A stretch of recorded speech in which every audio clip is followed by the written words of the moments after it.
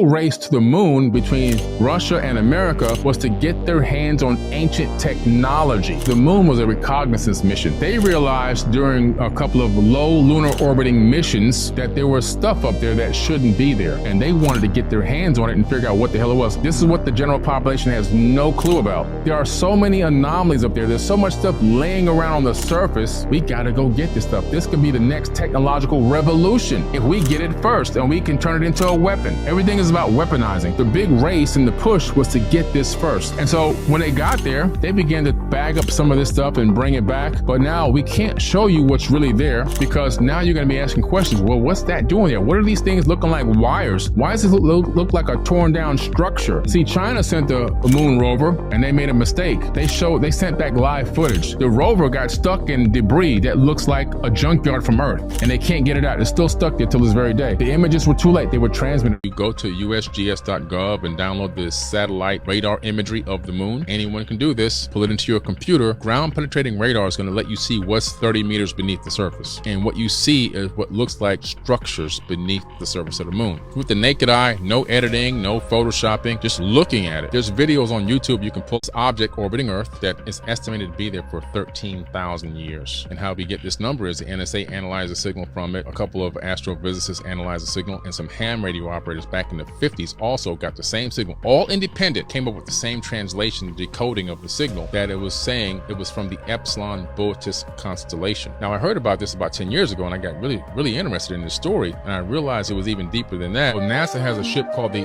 NSX. They've been working on this for about 15 years, and this is the warp ship that they're going to utilize to travel faster than light, or a decent percentage of the speed of light, without violating Albert Einstein's theory of relativity. Because in a warp bubble, what happens is you don't fly through space. You shrink space in front of the ship and you expand it from the back. So space moves the ship. So by that method, you can travel multiples of light speed without violating the theory of relativity, because you're not actually traveling at light speed.